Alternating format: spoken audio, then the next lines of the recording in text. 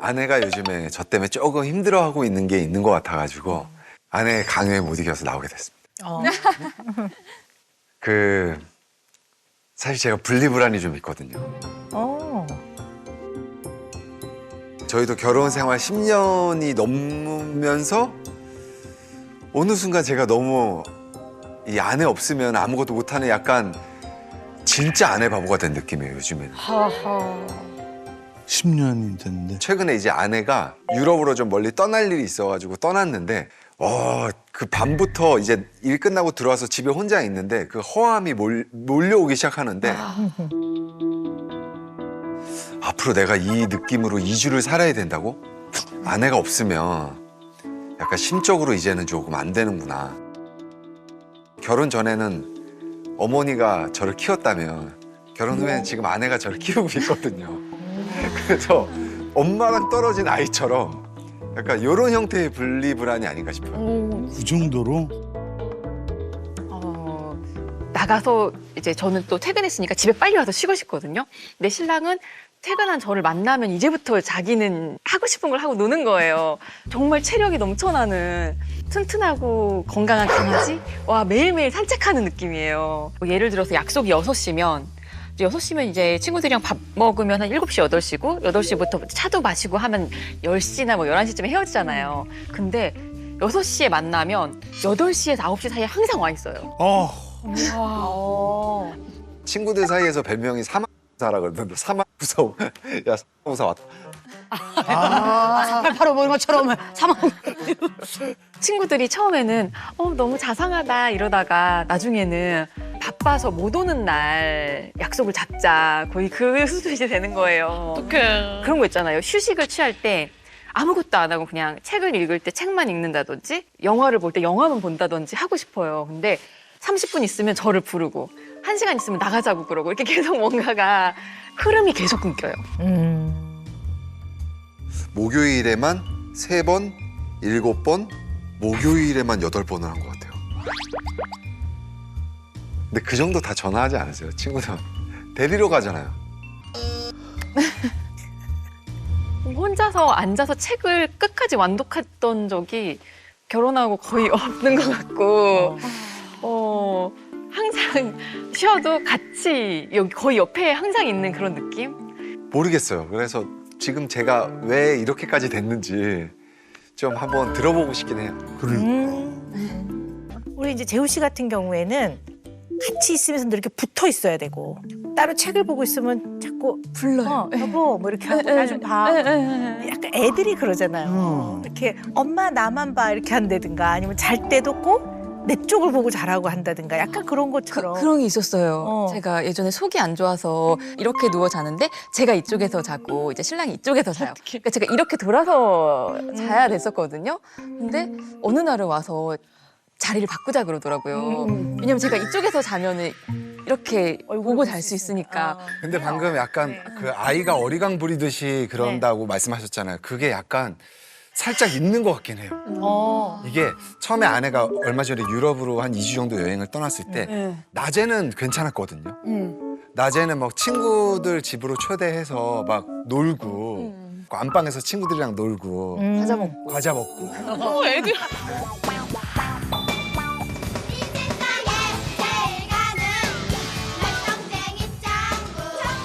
이제 다들 집에 간 다음에 이제 아내랑 늘 같이 있는 시간에 아내가 없으니까 너무 막 외로움이 막 엄마를 찾는 아이 같은 그런 외로움이 밀려오는 것 같은 느낌을 받았거든요. 근데 재우 씨는 아내가 없는 시간 동안에 불안하세요?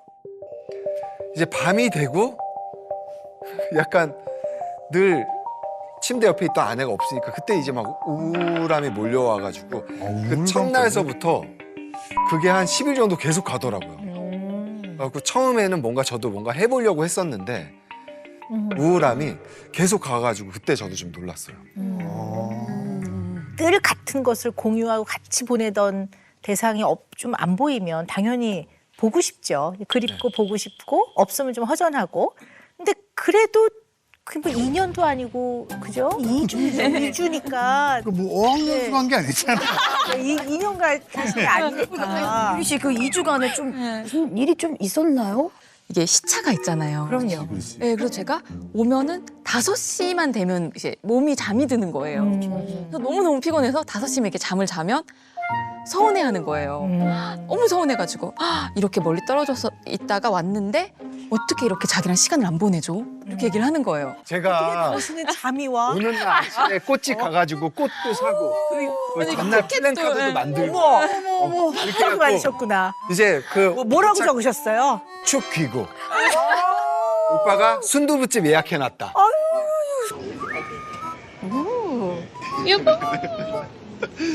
순두부집 내비에 찍어놨어. 순두부집 예약해놓은데 가갖고 순두부 너무 먹고 싶다고 순두부 먹고 이제 그때부터 애가 이제 약간 꼬박꼬박 조는 거예요. 통하지. 근데 한 네. 계속 잠만 자니까 좀 아니 왜 애들이 엄마 이렇게 좀 뭐 잠깐 눈 붙이고 있으면 엄마 일어나 그러면서 이렇게 하잖아 이렇게. 아, 맞아. 이렇게. 이렇게 손 잡고 막 일으키고. 가끔 해보거든요. 여보 이러면서. 재우 씨 일에 좀 지장을 주진 않았을까 이런 염려가 주말에 되거든요. 행사도 있으시고. 원래는 결혼 한 5년 차 때까지는 주말에 행사도 안 잡았어요. 일도 안 했어. 일부러. 맞아요. 일부러 데이트하려고. 근데 이제 주말에 행사 빼고 아니 개그맨이 주말 행사가 사실은 행사 뺀다는 얘기 처음 들어보는 것 같은데. 그 주말에는 거의 행사도 안 하고 이번에도 연말에 같이 보낸다고 행사도 뺐어요. 안 한다 그래가지고. 연말 행사를요? 엄청 좋아하고 사랑하는 건 분명한 것 같은데 이게 이제 분리불안하고는 조금 다른 것 같아요. 분리불안은 애착을 느끼는 대상자가 없으면 불안한 거예요. 불안해서 막 어쩔 줄 모르고 이 사람이 와야지만 불안이 없어지는. 그래서 이 불안으로 인해 굉장히 다양한 양상이 생겨요. 실제로 무슨 일이 생길 것 같고 이 사람이 꼭 사고가 날 것 같고 다칠 것 같고 근데 본인 스스로도 불안 때문에 배도 아프고 머리도 아프고 몸도 아프고 뭐 이런 양상들을 보이고 수면도 문제가 생기고 근데 그런 거하고 좀 약간 다른 것 같아요. 재우 씨는 분리불안 남편이 아니고요.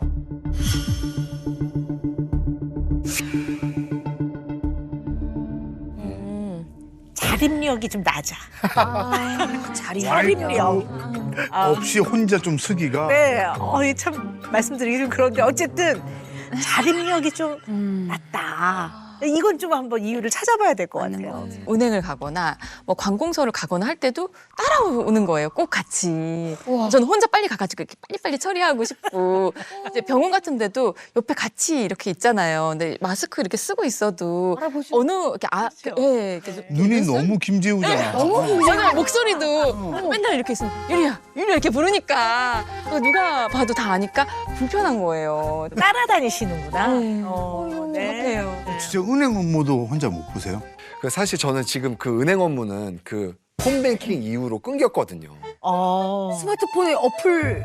제가 할 수 있는 은행 업무는 창피하지만 아무것도 없는. 아니 그리고 인터넷 이거 뭐 결제하는 거 되게 많잖아요. 핸드폰 결제는 하실 거 아니에요? 표 결제 안 하고 있어요. 혹시 투지 쓰세요? 잠깐 혹시 비둘기 쓰세요? 약간 핸드폰으로도 사실 할 수 있는 게 아무것도 없어가지고 뭐 예를 들어서 샌드위치를 하나 먹더라도 와이프한테 부탁하거든요. 근데 여기서 중요한 게 있어. 이거를 아내가 못하게 하느냐, 모든 경제 거를 이렇게 딱 잡고 통제를 하느냐, 아니면 자유롭게 하도록 하는데 재우 씨가 안 하느냐, 이거 되게 다르죠. 제가 안 하는 거예요. 그렇죠. 이거 분명히 알고 가야 돼요, 그죠? 아내가 원래는 좀 오빠도 좀 배워서 좀 해봐라 이렇게 했는데 이게 어느 순간부터 제가 아내한테만 유리야 샌드위치 하나 뭐 시켜줘. 아니 밖에 같이- 나가 일하실 때 아니요 샌드위치 같이 있을 때. 때도 있을 때. 네. 혼자 예를 들어서 먹고 싶은 그런 게 있으면 그냥 참아요. 어머.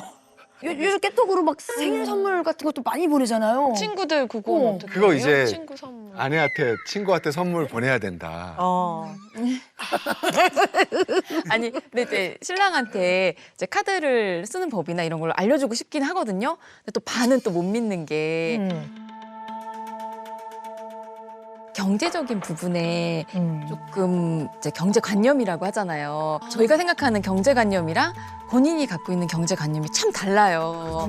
그래서 만났을 때 사실 한 번은 제가 정말 헤어져야겠다고 마음을 크게 먹었었던 게 이제 신랑이 어느 날 저랑 데이트를 하는데 친한 동생이 돈을 빌려달라고 해서 시원하게 돈을 빌려줬다. 그래서 나는 나는 남자답게 시원하게 빌려줬어 이렇게 얘기를 하는데 저는 약간 황당한 거예요. 제가 왜 뭐 동생이 어디가 아프던지 병원을 간대? 그러니까 그럴 때 큰 돈이 필요하니까 빌려달라고 할 거 아니에요. 근데 모르겠대요. 이유를 모르겠대요. 그래서 내가 약간 당황스러워서 이제 그때 한번 물어봤어요. 다른 오빠 친구분한테 오빠가 돈을 좀 많이 빌려주는 편인가요? 이렇게 물어봤더니 야 별명이 ATM기야 이러는 거예요. 그래서 제가 왜요? 이랬더니 힘들어 형 이렇게 얘기하면 그냥 이렇게 준다는 거예요. 그래서 제가 약간 그 얘기를 듣고 살짝 충격을 받았어요. 저한테는 이게 용납이 안 되는 사실 부분이거든요. 결혼하고 나서도 이렇게 경제관념이 없으면 어떻게 살까? 이런 생각이 너무 커서 계속 이렇게 안 바뀐다면 나는 좀 못 만날 것 같다. 이런 생각이 들더라고요. 야, 폭탄 선언이네. 네, 그 다음에 알았어. 이제 내가 절대 안 빌려줄게. 이렇게 얘기를 하더라고요. 근데 이제 그런 부분들이 조금 저한테 경제적인 부분으로는 이렇게 믿음직스럽지가 지금도 사실 않거든요. 이게 좀 중요한 이유인 것 같은데요. 연애 기간 중에 가만히 보니까 연인인 유리가 싫어할 만한 건 딱 하나밖에 없는 것 같아. 나에 대해서. 재우 씨에 대해서. 네네. 경제관념. 아, 이거는 내가 자칫 잘못했다가는 마음에 안 들어 할 것 같아. 그러니까 이거 그냥 다 당신한테 맡길게요. 그러면 나 싫어할 이유가 없지. 나 다 좋아하겠지? 라는 면도 있는 것 같아요. 좀 충격적인 게 아내가 저한테 헤어지자고 한 번 이야기한 게 그렇지. 그 경제관념에 대한 그렇지. 그런 거였고 진짜 엄청 충격적이었거든요. 그렇죠. 살면서 좀 저한테 트라우마가 사실 왔었거든요. 내 미래를 맡길 순 없다. 헤어졌으면 좋겠다. 저한테 좀 세게 와가지고 그때 이후로 약간 그 경제관념에 대해서는 아예 생각을 안 해봤던 건 사실인 것 같아요. 네. 아내가 없는 삶은 의미가 없다고 생각하시는 것 같아요. 사는 게 의미가 없고 하루가 의미가 없는 것 같고 너무 보고 싶고. 그러니까 저희가 제일 그 큰 고민이었던 게 이렇게 뭐랄까 이렇게 살다 보니까 뭐 제가 가족들 때문에 멀리 떨어져 있을 수도 있고 아플 수도 있고 미래에도 같이 있으면은 쭉 같이 있으면 좋겠지만 언젠가는 또 이별을 할 수도 있는 거잖아요. 알 수 있는 건 사실 저는 아니라고 생각을 하다 보니까 아까 얘기하셨던 것처럼 삶의 의미를 좀 많이 저한테 비중을 두다 보니까 본인의 삶을 좀 살았으면 하는 그런 게 좀 있는 거예요. 네. 은희 씨도 좀 아니 내가 뭐 엄마도 아니고 뭐 내가 시터도 아니고 내가 보모인가 뭐 이런 생각이 좀 드실 때가 있으세요? 내가 남편을 이렇게까지 케어해야 되나 뭐 이렇게? 예전에 행사가 끝나고 이제 제가 이제 트럭을 예약했는데 그 예약한 트럭이 안 온 거예요. 그럼 어떻게? 그럼 어떻게?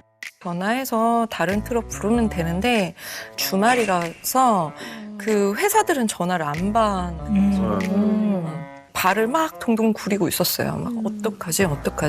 왜냐면 이거는 그 행사는 끝나는 날 바로 다 부스 철거를 해요. 근데 우리 때문에 철거도 늦어지고.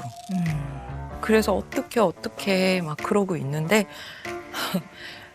한 번은 저한테 오더라고요. 여보 괜찮아? 트럭이 뭐 어떻게 됐어? 그래서 내가 그렇게 됐대. 어떡해 지금. 그게 무슨 상황인지 알았는데 무슨 상황인지 아는데 그 옆에 있는 친구들 무리에 가서 막 하하호호 놀고 있는 거예요. 아이고, 속 터져. 그러니까 이거는 네 일이야. 나는 어차피 외국인, 난 못 알아보는 사람. 근데 그럴 때는 내 옆에 있어줘야 되는 거 아닌가? 그럼 미카엘 왜 가만히 있었어요? 지금 행사 지금 철거해야 되고 지금 트럭이 안 오는데 지금 아내는 발을 동동 구르면서 사실은 그날도 저희 친한 친구들이 거기 많아서 자기 트럭을 레스토랑에 갔다 오고 다시 우리한테 보낼 수 있어요. 문제가 없다고 얘기했는데. 트럭을 친구가 빌려주겠다. 예, 근데 그 시간이 꽤 오래 걸릴 것 같아요. 한 2시간 정도? 그러면 그 얘기를 먼저 아내분께 하고 좀 얘기를 나눴어도 되잖아요. 근데 이미 전화로 이미 해결 계속 하고 있었잖아요. 그럼 내가 거기 붙이면 또 잘못될 수도 있으니까 그럼 그냥 옆으로 빠지면 조금 더 도움이 받을 것 같아서 그 생각했으니까 잘못 생각했어. 저희가 혼인신고 너무 힘들게 했지 우리. 네. 혼인신고가 안 되는 거예요. 왜 안 되나 왜? 봤더니 이혼 서류가 한국에도 불가리아에도 같이 갔었어야 되는데 이혼 서류에 사인한 걸 불가리아 안 보낸 거야. 응. 그래서 제가 법원 가서 사정을 얘기해가지고 그걸 정리를 했죠. 그리고 또 미카엘 처음 만났을 때 이제 본인 계좌번호도 다 못 외웠고 공인인증서 비밀번호도 모르고 통장 비밀번호도 모르고 카드 들고 다니면서 거기서 현금 뽑고 거기서 긁고 쓰고 다니고. 어쩔 때는 저한테 너무 기대니까 좀 많이 그게 서럽더라고요. 서러움을 느낄 정도면. 근데 여기 대체로 이렇게 일을 아내분한테 좀 많이 맡기시네요. 그런 이유가 있습니까? 엄청 빨라요 나보다. 나는 느려니까.